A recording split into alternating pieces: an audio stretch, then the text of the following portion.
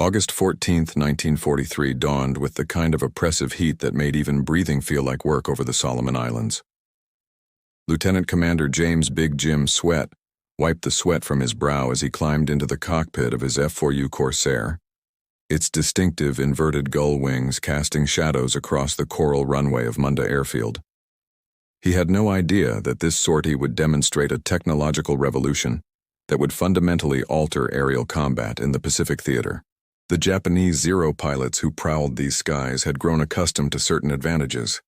Their aircraft were lighter, more maneuverable, and their pilots had learned to exploit every weakness in American fighters. But something had changed in recent weeks, something the Japanese command could not quite identify. American pilots were hitting targets with unprecedented accuracy, even during violent aerial maneuvers that should have made precise shooting impossible. The secret sat just above Sweat's instrument panel, a Mark 8 gyroscopic gun sight, a device that looked deceptively simple but represented years of British and American engineering ingenuity. Unlike the crude ring and bead sights that had served fighter pilots since the Great War, this electromechanical marvel could calculate deflection angles in real time, accounting for target speed, range, and the attacking aircraft's own velocity. According to declassified documents from the Naval History and Heritage Command, the introduction of gyro-gunsights increased hit probability by approximately 300% compared to conventional aiming systems. Sweat adjusted the small computing sight, setting the wingspan of a 0 into the device's range dial. The gyroscope inside hummed to life, its spinning mass creating a stable reference point that would remain fixed regardless of how violently his Corsair maneuvered. Two small orange dots appeared in his view, projected onto the combining glass. These dots, not the fixed crosshairs of old, would show him exactly where his bullets would intersect with his target's flight path. The technology traced its origins to a Scottish engineer named Archibald Vivian Hill, who had first conceptualized gyroscopic computing sights during the 1920s. The British had refined the concept throughout the Battle of Britain, and by 1943, American manufacturers had produced thousands of units for installation in Corsairs, Hellcats, and Mustangs. Yet the true potential of these devices remained largely theoretical until pilots like Sweat began employing them in combat. As his four-plane division lifted off that morning, Sweat ran through the mental checklist that had become second nature. The Corsair's Pratt & Whitney R2-800 engine roared with 2,200 horsepower, pushing the bent-wing fighter through the humid air at speeds no Zero could match in level flight. But speed alone had never guaranteed victory in dogfighting. The Japanese had proven that countless times, using superior maneuverability to defeat faster but less agile American aircraft. What made this morning different? What made every morning different now for Corsair pilots was the ability to convert raw speed and firepower into deadly accuracy. The 650 caliber machine guns mounted in the Corsair's wings carried enough ammunition to shred any enemy aircraft, but only if the bullets actually found their target. The gyro-gunsight transformed the Corsair from a fast, heavily armed fighter into a precision instrument of aerial warfare. Intelligence reports suggested a Japanese bomber formation was approaching from Bougainville, escorted by Zeros. The fundamental problem facing every fighter pilot since the Wright brothers first took flight was deceptively simple: how to hit a moving target while you yourself are moving. Lieutenant Robert Cowboy Coates, flying as Sweat's wingman that August morning, had spent countless hours studying the mathematics of deflection shooting before the gyro-gunsights arrived. He remembered his instructor at Pensacola drawing diagrams on a chalkboard, explaining how a pilot needed to aim not at where the enemy aircraft was, but where it would be when the bullets arrived. Coates had been a mathematics teacher before the war, and he understood the calculus involved. A .50 caliber bullet left the muzzle at approximately 2,800 feet per second, but it immediately began decelerating due to air resistance. The target aircraft might be traveling anywhere, from 200 to 400 miles per hour at various angles relative to the attacking fighter. The shooter's own aircraft added another layer of complexity, potentially moving at even higher speeds in different directions. All these variables had to be calculated instantaneously, instinctively by pilots whose formal education often ended at high school. The human brain, remarkably adaptable as it is, could learn to estimate these deflections through practice.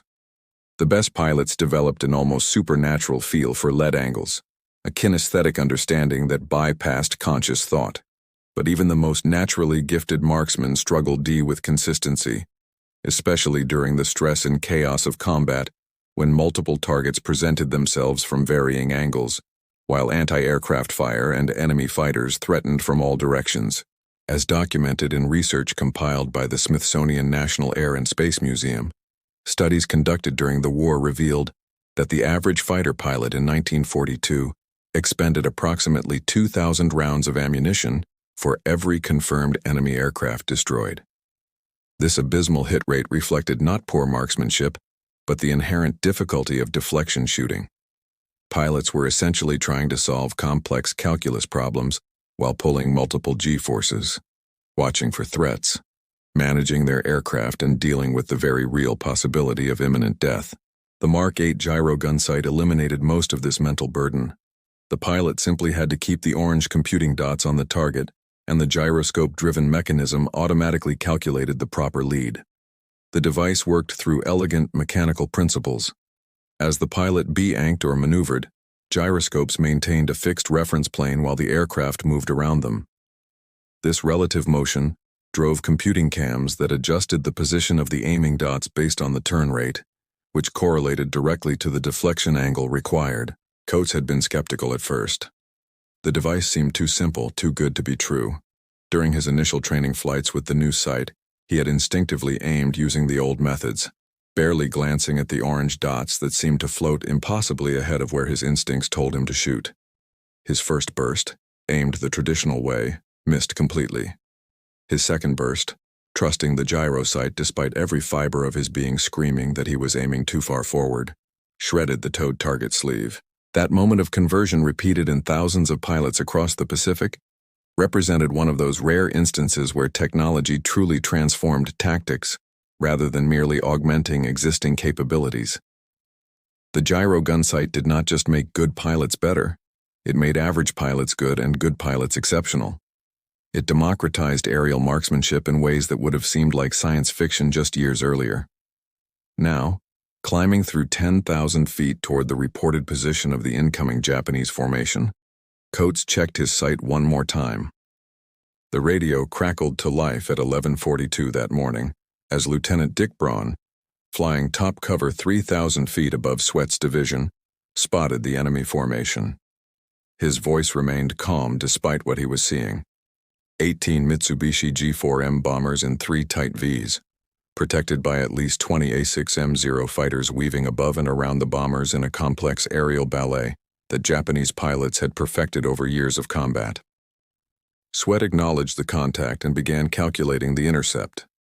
The Japanese formation was heading southeast at approximately 220 miles per hour, likely targeting American shipping near New Georgia. Standard doctrine called for the Corsairs to engage the escorts first, CE clearing a path for a follow-up attack on the bombers. But Sweat, who had scored 7 confirmed kills during a single sortie earlier that year, saw an opportunity in the geometric arrangement of the enemy formation. The Zeros were positioned high and to the flanks, a defensive posture that left a brief window for a slashing attack on the bombers before the escorts could react. This type of high-speed pass had always been theoretically possible but practically difficult because of the narrow firing window and the need for precise deflection shooting while diving at speeds approaching 400 miles per hour. With conventional sights, pilots might get off a quick burst, but rarely achieved significant hits. The gyro-gunsight changed that equation entirely. All aircraft were going through the bombers first, Sweat transmitted. Single pass, high side to low side, then extend and come around for the escorts. His plan violated conventional wisdom, but Sweat understood something that Japanese tactical planners did not. The Corsair pilots no longer needed multiple passes to achieve killing hits. The gyro sights meant that even a 2-second firing opportunity could prove lethal. The 4 Corsairs rolled inverted and pulled through into a 70-degree dive, gaining speed rapidly as gravity added to the power of their massive engines. Sweat selected the lead bomber of the center V, his gyro sight already energized and computing. As his Corsair accelerated through 350 miles per hour, the bomber grew in his windscreen. The traditional technique would have required him to estimate a lead angle of approximately 50 feet at his closing rate, a calculation complicated by the constantly changing geometry as he dove. Instead, Sweat simply watched the orange dots projected by his gyro sight. The device automatically accounted for his dive angle, airspeed, and the bomber's forward motion. As the range decreased through 400 yards, Sweat made a minor adjustment to his dive angle, placing the computing dots just ahead of the bomber's cockpit. His thumb hovered over the firing button on his stick. At 300 yards, he pressed the trigger. All 650 caliber machine guns erupted simultaneously, their combined rate of fire exceeding 60 rounds per second. The gyro sight held true, even as recoil and propeller torque tried to twist the Corsair off target. Tracers converged exactly where the sight predicted they would, into the bomber's wing root and engine nacelle. The Mitsubishi staggered, as if it had flown into an invisible wall. Sweat's burst lasted less than 3 seconds before he pulled hard on the stick to avoid collision. The G-forces pressed him deep into his seat as the Corsair arced underneath the bomber formation. Behind him, the G4M he had hit was already trailing black smoke, its left engine completely destroyed and its wing structure compromised. The bomber began a slow, inevitable spiral toward the ocean 5 miles below, its crew already scrambling for parachutes.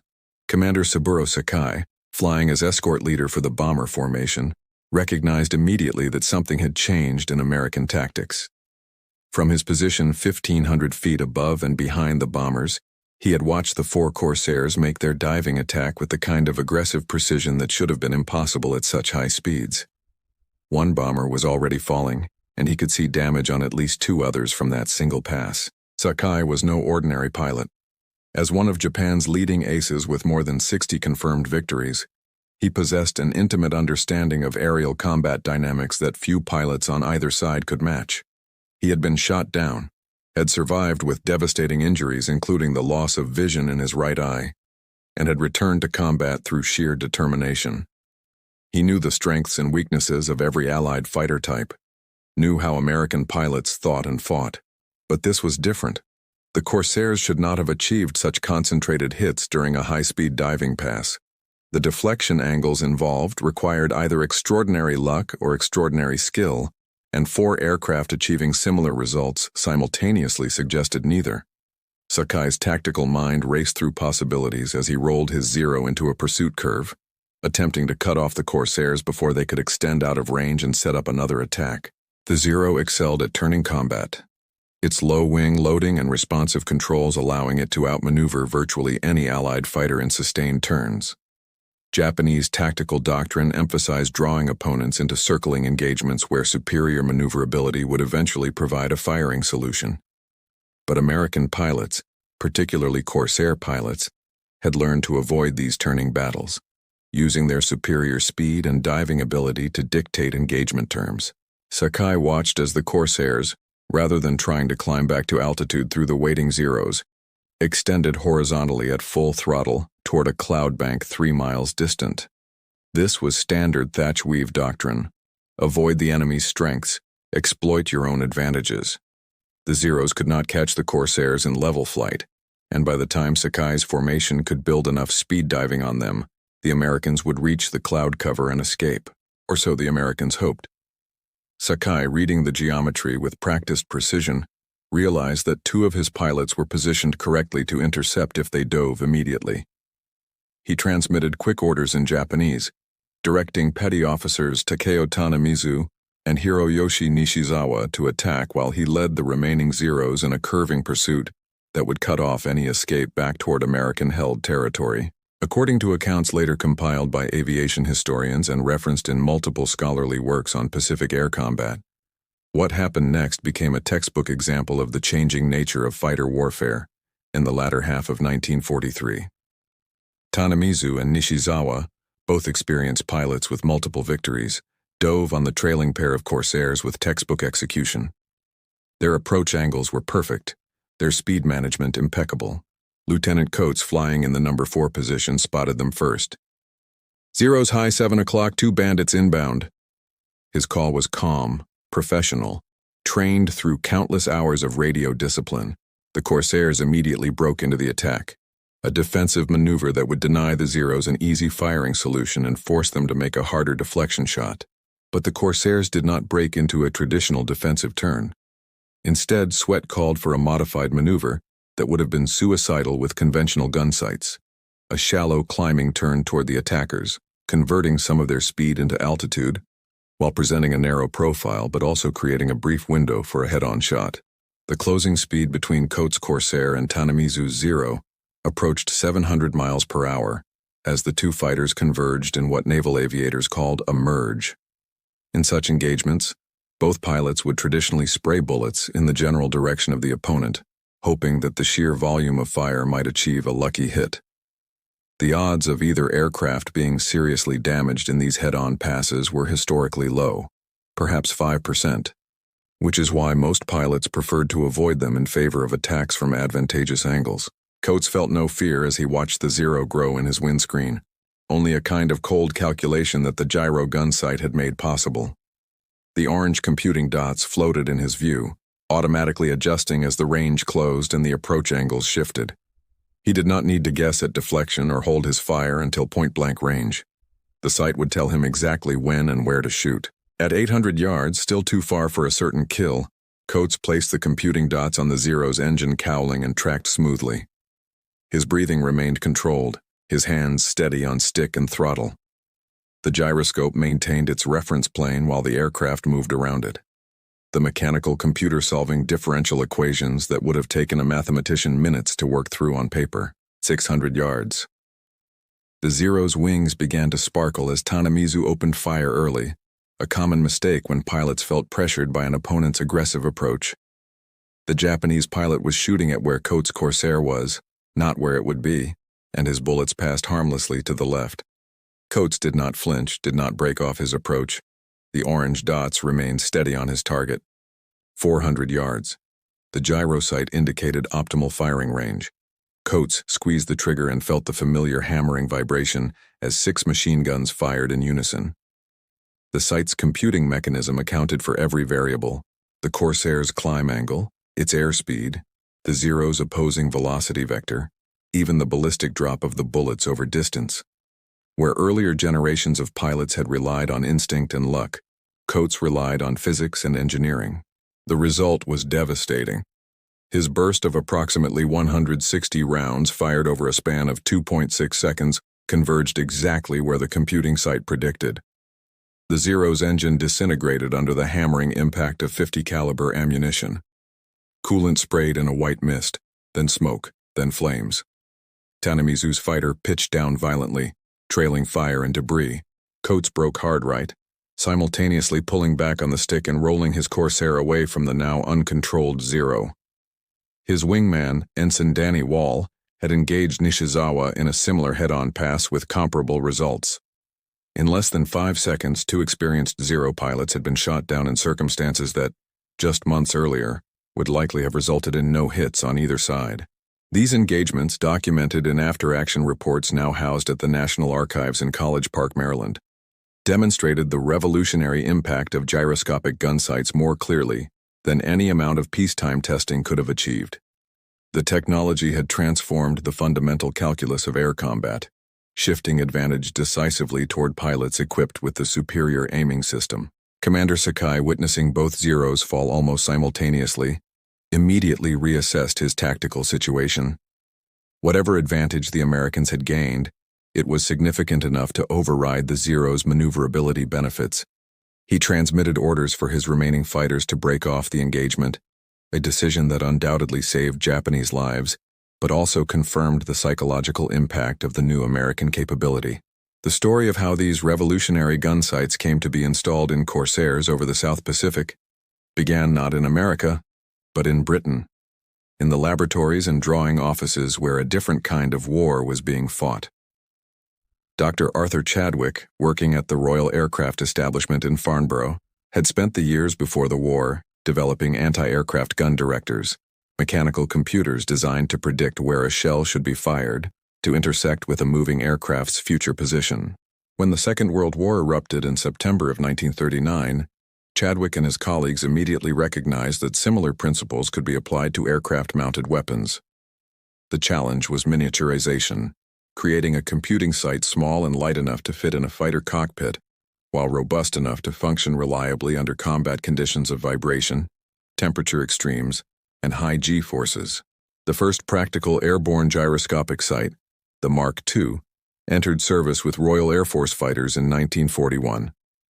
Pilots reported remarkable improvements in accuracy, but the device suffered from reliability issues and complexity that made field maintenance difficult. American engineers, granted access to British designs through Lend-Lease agreements, set about creating an improved version that would become the Mark VIII. Engineers at the Sperry Gyroscope Company in Brooklyn, New York, led the American development effort. The company had decades of experience building gyroscopic instruments for ships and aircraft, expertise that proved invaluable in creating a combat-ready gun sight. As detailed in corporate histories and wartime production records, Sperry's engineers solved numerous technical challenges that had plagued earlier designs. The heart of the Mark VIII was a pair of gyroscopes spinning at approximately 20,000 revolutions per minute, their axes oriented to detect aircraft movement in pitch and yaw. When the pilot maneuvered his fighter, the gyroscopes remained fixed in space while the aircraft moved around them. This relative motion actuated mechanical linkages that drove computing cams, which in turn adjusted the position of the aiming reticle projected onto the combining glass in front of the pilot. The pilot's only manual input was setting the target wingspan on a small dial, which told the computing mechanism how far away the target was based on how large it appeared in the sight. This range information, combined with the turn rate detected by the gyroscopes, allowed the mechanical computer to calculate the proper deflection angle. The entire system operated without electricity beyond a small bulb that illuminated the reticle, making it remarkably reliable by the standards of 1940s technology. Mass production began in early 1943, with Sperry's factories working around the clock to produce sights for installation in Navy Corsairs, Hellcats, and Army Air Force Thunderbolts and Mustangs. By mid-year, the sight had been installed in over 2,000 aircraft, with production ramping up to supply over 1,000 units per month by the end of the year. The impact on combat effectiveness became apparent almost immediately. Squadron commanders reported increasing kill ratios, meaning each American pilot was shooting down more enemy aircraft per sortie, while suffering fewer losses. The Japanese, initially unable to identify the source of this improvement, attributed it to better pilot training or tactics. Back at Munda Airfield, as the sun dipped toward the horizon on that August evening, intelligence officers gathered pilots for debriefing. Lieutenant Commander Sweat and his division had returned safely, claiming 4 confirmed bomber kills and 2 Zeros destroyed without loss. These numbers alone were impressive but not unprecedented. What drew particular attention from the intelligence staff was the ammunition expenditure. The 4 Corsairs had collectively fired fewer than 3,000 rounds to achieve 6 confirmed kills. Major Thomas Stockwell, the intelligence officer responsible for analyzing combat effectiveness, recognized immediately that these figures represented something significant. He had access to comparative data from earlier engagements, and the difference was stark. In previous months, the average ammunition expenditure per confirmed kill had been approximately 2,500 rounds. Sweat's division had averaged 500 rounds per kill, a 5-fold improvement in efficiency. This improvement had implications beyond simple statistics. Ammunition weight directly affected aircraft performance. Carrying fewer rounds meant fighters could carry more fuel or operate at higher weights without compromising maneuverability. More importantly, the increased hit probability meant pilots could achieve kills in shorter firing passes, exposing themselves to enemy fire for less time and conserving ammunition for additional engagements. Stockwell began compiling data from all squadrons equipped with gyro-sights, building a statistical picture that would eventually inform tactical doctrine across the Pacific Fleet. His research, portions of which were declassified in the 1980s and are now available through the Naval Historical Center, revealed that the Mark VIII sight improved hit probability by between 250 and 350%, depending on the tactical situation and pilot skill level. Perhaps more interestingly, Stockwell's analysis showed that the gyro-sight disproportionately benefited less experienced pilots. Veterans like Sweat, who had already developed exceptional deflection shooting skills through combat experience, saw their effectiveness improve by roughly 50%. Newer pilots, still learning the fundamentals of air combat, improved by as much as 400%. The technology was, in effect, accelerating the learning curve that normally took months or years of combat experience to climb. This democratization of lethality had profound strategic implications. The Japanese military relied heavily on a cadre of elite, experienced pilots who had trained extensively before the war. These veterans were irreplaceable. The complex industrial and logistical base required to train large numbers of high-quality pilots did not exist in Japan's wartime economy. American strategy, by contrast, emphasized volume, training adequate numbers of basically competent pilots who could be rapidly deployed and who would improve through combat experience. The gyro-sight disrupted this equation by making even relatively inexperienced American pilots immediately effective in combat. A pilot with 50 hours in the Corsair could now achieve hits that previously would have required 200 hours of experience. This capability allowed the United States to maintain pilot quality, even as it dramatically expanded the number of pilots in combat, a scaling achievement that Japan could not match. By December of 1943, Japanese pilots operating in the Solomon Islands faced an increasingly desperate situation. American fighters equipped with gyro-gunsights had achieved a kill ratio exceeding 7-to-1, meaning 7 Japanese aircraft were being shot down for every American fighter lost. This ratio, unsustainable for any military force, was even more catastrophic for Japan's dwindling pool of experienced aviators. Commander Sakai, who survived the war and published memoirs that remain essential sources for understanding the Japanese pilot perspective, later wrote candidly about the impact of American technological advantages. He described the growing recognition among Japanese pilots that they were facing opponents who could hit targets with uncanny accuracy, even under conditions that should have made precise shooting impossible. The Japanese Naval Air Force attempted various tactical adaptations, but technology cannot easily be countered with tactics alone. The psychological impact on Japanese pilots proved as significant as the tactical advantages the gyro-sights provided. Knowing that American fighters could achieve killing hits in circumstances where return fire was unlikely created a defensive mindset among even veteran Japanese aviators. This psychological burden, combined with material losses and the relentless attrition of experienced pilots, contributed to the collapse of Japanese air power in the Pacific during 1944. American fighter pilots, for their part, gained tremendous confidence from the new sights. Lieutenant Coates, who survived the war and returned to teaching, later described the gyro-sight as transforming the Corsair from a capable fighter into a weapons platform of unprecedented lethality. He noted that pilots quickly learned to trust the orange computing dots completely, abandoning older techniques in favor of the mechanically computed solution. The technology continued to evolve throughout the war. Improved versions incorporated better gyroscopes, more precise computing mechanisms, and simplified controls that made the sights easier to use under combat stress. By war's end, virtually every American fighter operating in both the Pacific and European theaters was equipped with gyroscopic gunsights. The impact extended beyond the Second World War. Post-war analysis of air combat effectiveness informed the development of increasingly sophisticated fire control systems, eventually leading to radar-guided missiles and computer-controlled weapons that reduced the pilot's role to that of systems manager rather than marksman.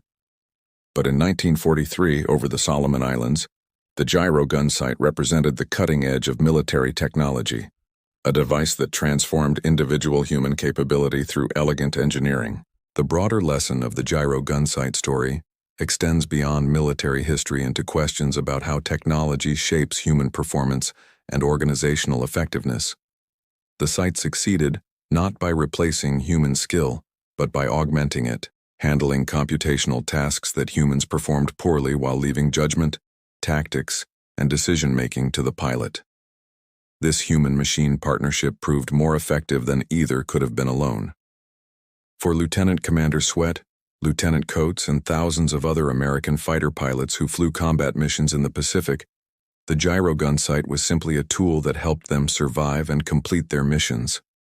They did not fully understand the mechanical principles that made it work, nor did they need to. What mattered was that when they placed those orange dots on target and pressed the trigger, their bullets went exactly where physics and engineering predicted they would. The Japanese indeed never expected Gyro-Gunsights to make Corsair pilots into snipers, but by the time they recognized what was happening, the technological tide had already turned decisively against them. The war would continue for nearly 2 more years, but the outcome in the air was determined by innovations like the Mark 8 sight, engineering triumphs that won battles before they were fought and saved countless lives on both sides by shortening the conflict through technological superiority.